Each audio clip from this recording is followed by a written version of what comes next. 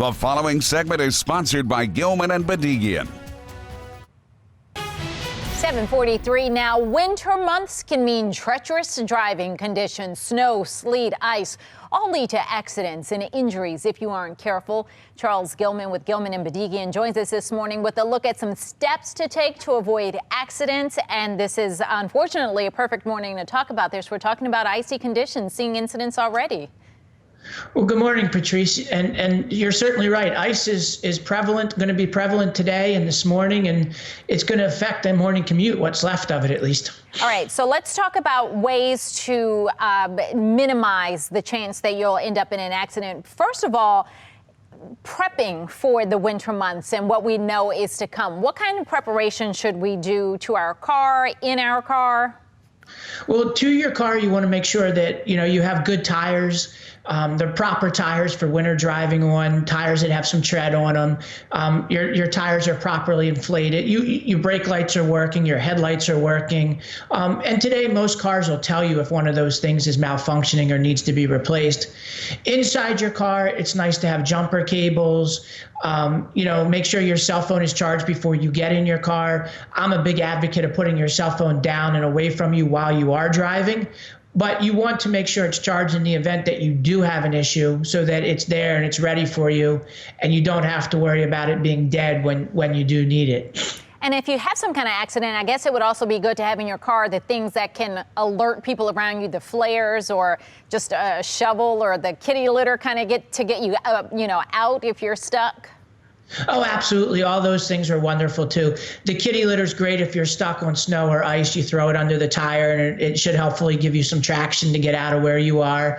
The flares are a good warning so that you don't get banged into by another driver or plowed into.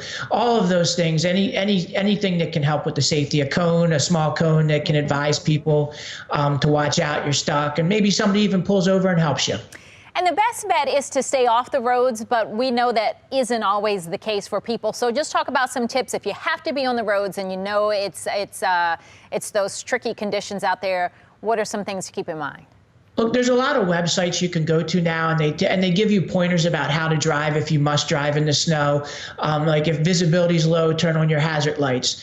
Don't always, slamming on your brakes in the ice and the snow is not always the smartest thing to do because intuitively you think that's going to help you stop when in reality, slamming on those brakes could really just cause you to slide more when pulsating the brakes, or just trying to slow down a little bit is a much safer decision than slamming on your brakes all at once.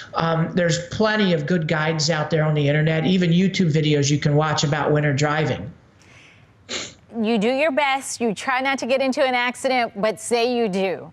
What's your best course of action there? I mean, you don't want to stay out on the road in the middle of the ice because somebody else could come along. I mean, how do you handle it if you're in an accident and the next steps? Look, the best thing to do is to exchange the information with the other person or people that are involved in the accident. You have your cell phone hopefully ready to go and charge. Take a few pictures. Move to a safe place because you're right. One of the worst things you can do is stay on the road. We actually represented a client that had that happen one time. He was in an accident in snow and ice.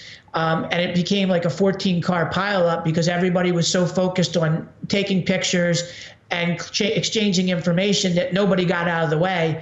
And the worst thing about those types of accidents are people outside of their car get a lot more hurt than people inside their car. So the best thing you can do is exchange information and pull over if you can, get out of the way before you even try to. Makes sense. Because that is the safest thing to do. All right, Charles, thank you so much. We appreciate it. Yeah, Safe thank driving you. to you. Have a great day. Be careful out there.